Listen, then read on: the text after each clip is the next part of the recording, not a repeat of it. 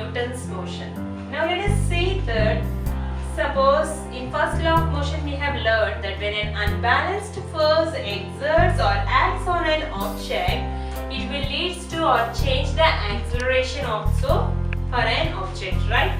That means how does the acceleration is affected due to the force? Let us see that in the second law of motion, that is by the change in force, the acceleration or the velocity of an object changes, right? If we apply greater force, the velocity will be increased more, and we apply lesser force, the velocity will be decreased, right?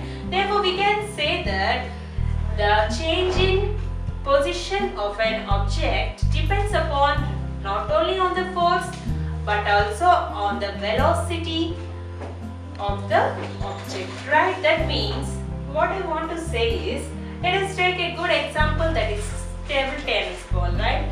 When you are playing a table tennis ball, if the ball hits the opposite player, it doesn't hurt them much, right? But suppose if you take a cricket ball or a volleyball, if suppose you throws that, it may hit the other person, it may hurt the other person, right? Therefore, we can say that the force exerted on the volleyball is different, and at the same time the mass of the volleyball is also different from the tennis ball, right? That means here we can say that for an object, the mass and the velocity factors affecting the change in position or change in motion of an object, right?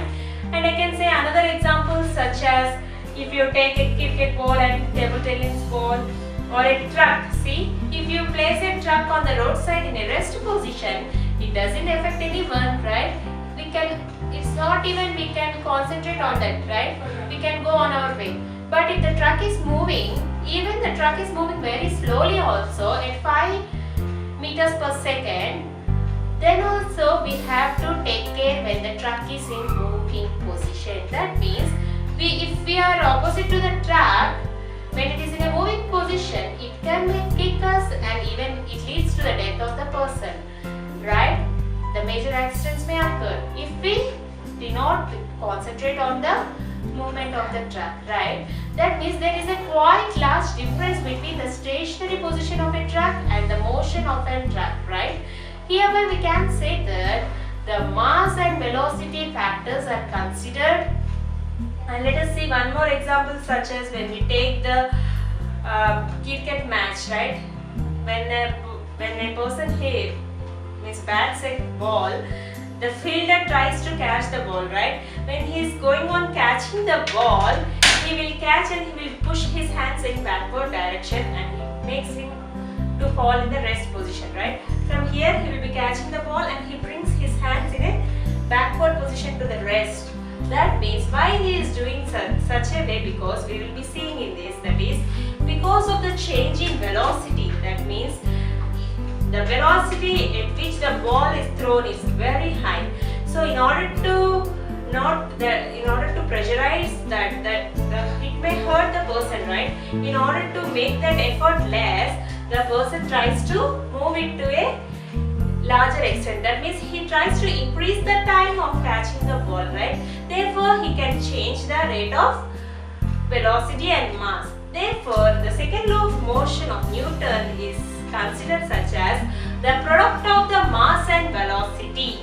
That is, he has declared it as a new term, that is momentum. Momentum means the product of mass and velocity, and momentum is also a vector quantity. It has both magnitude and direction, because velocity is having the magnitude and direction, right? Therefore, when the mass is multiplied or producted with the velocity, it will be obviously a vector quantity, right? Mass is scalar quantity and velocity is a vector quantity. Therefore, we can say the units of measurement of momentum is kg meter per second, because for velocity we know that is meter per second, and for mass it is kgs, that is kilogram. Therefore, we can say kg meter per second as a unit of momentum, and it is also known as, that is unit of force is also known as kg meter per second square or Newton. This is the unit for force. This is very important, and the unit of force is Newton. that is the SI unit, and it is represented as kg meter per second square. And let us see the force and its changing of momentum. That means when we exert a force on a body or an object, it is leading to the change in momentum, that means change in mass and velocity, right?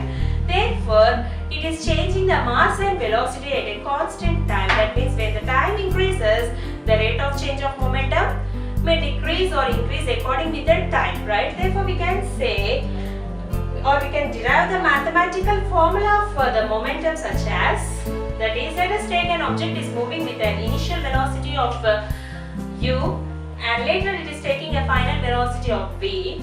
Then the force, after exerting a force on it, it is attaining the final velocity of v. Then we can say that the initial momentum as mass into initial velocity, that is mu, and the final momentum as the mass into final velocity, that is mv.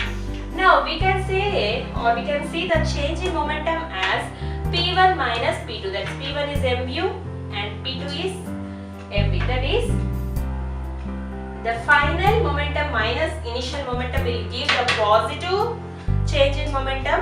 Otherwise, the initial momentum minus final momentum will give the negative of change in momentum, right? Therefore, let us take the rate of change of momentum. That is, rate of change of momentum means with respect to time. That is, it is directly proportional to m into v minus u by t. That is, we are taking m common. I hope you can see. Then it will be m into v minus u by t.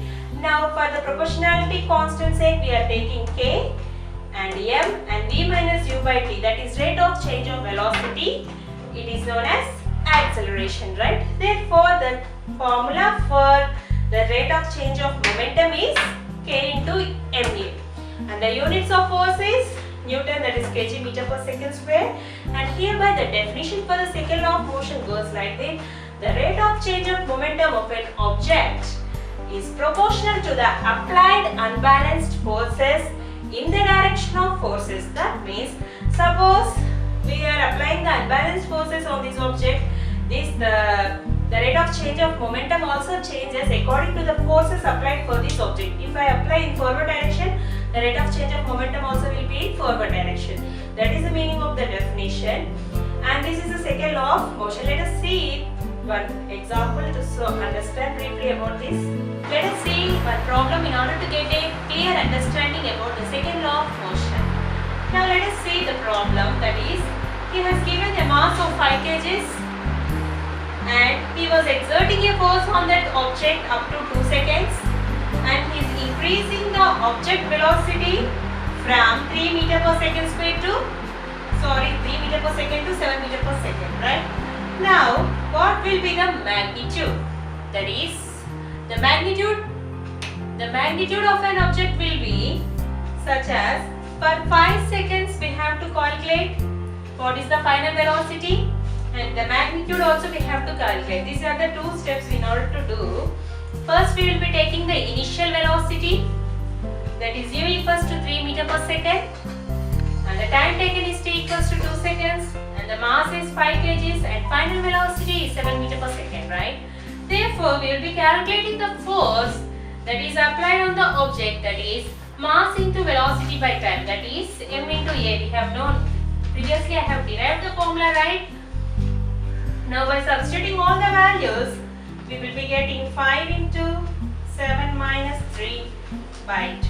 That is 5 into 4 by 2. That is 2 ones are 2s are 5 2s are 10 newtons. 10 newtons of mass. That is 10 newtons or 10 kg meter per second square is the magnitude of the object, right? Now let us see for 5 seconds final velocity, right? That means he has taken the time t as 5 seconds, that is final time, and we have to calculate the final velocity, that is v.